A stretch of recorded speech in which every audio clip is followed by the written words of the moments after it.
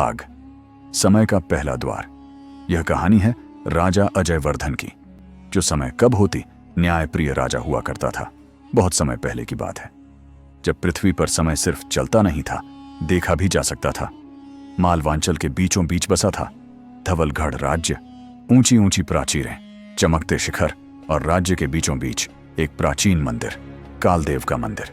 कहा जाता था कि उस मंदिर में एक ऐसा रहस्य छिपा है जो भूत, वर्तमान और भविष्य तीनों को बदल सकता है। लेकिन उस रहस्य की कीमत राजा का सिंहासन नहीं, उसका आत्मबल होता है। धवलगढ़ का राजा था अजयवर्धन। युवावस्था में ही राजा बना, लेकिन आंखों में अनुभव से ज्यादा दर्द भरी समझ थी। उसने युद्ध नहीं चाहा, फिर भी युद्ध उसके दरवाजे तक आए। उसने न्याय किया, फिर भी कुछ लोग उसे निर्दयी कहते थे। हर रात वह महल की छत पर खड़ा होकर एक ही सवाल खुद से पूछता, क्या मैं सही राजा हूं या सिर्फ समय का एक मोहरा? फिर एक अशुभ रात आती है। उस रात आकाश असामान्य था, चांद लाल दिखाई दे रहा था और हवाओं में एक अजीब सी सरसराहट थी। महल के द्वार पर एक वृद्ध साधु आया। दरबान ने रोका। राजा विश्राम में है। साधु मुस्कुराया। कहो उनसे, समय आया है।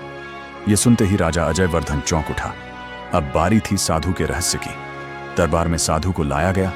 उसकी आंखें ऐसी थीं जैसे हजारों वर्ष देख चुकी हों। साधु बोला, राजन, आपके राज्य पर संकट नहीं, आपके निर्णयों पर संकट आने वाला है। राजा गंभीर हो गया। स्पष्ट कहो। साधु ने अपने कमंडल से एक काले पत्थर का चक्र निकाला। यह है कालयक्र, जो केवल उसी को दिखाई देता है जो अपने भीतर झांकने का साहस रखता है। साधु बोला, आज से 7वें दिन आपके राज्य में एक ऐसा निर्णय होगा जो या तो धवलगढ़ को अमर बना देगा या इतिहास से मिटा देगा। राजा ने पूछा, और मैं क्या करूं? साधु ने धीरे से कहा, न्याय मत करना, सत्य करना। यह कहकर साधु अचानक अदृश्य हो गया। अगली सुबह राज्य में हड़कंप मच गया। राजमहल के खजाने से राजमुद्रा चोरी हो चुकी थी।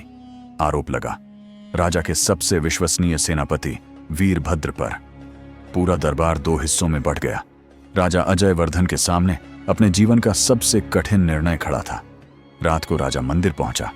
कालदेव के सामने खड़ा होकर बोला, यदि समय सच में मुझे देख रहा है तो आज मेरा मार्ग दिखाओ। तभी मंदिर की मूर्ति की आंखें चमकी और कालचक्र हवा में घूमने लगा। समय रुक गया और राजा ने वह देखा जो किसी मनुष्य को नहीं देखना चाहिए था। यहीं समाप्त होता है भाग 1 भाग 2। देखने के लिए हमारे इस चैनल को सब्सक्राइब करें और बेल आइकन दबाना न भूलें।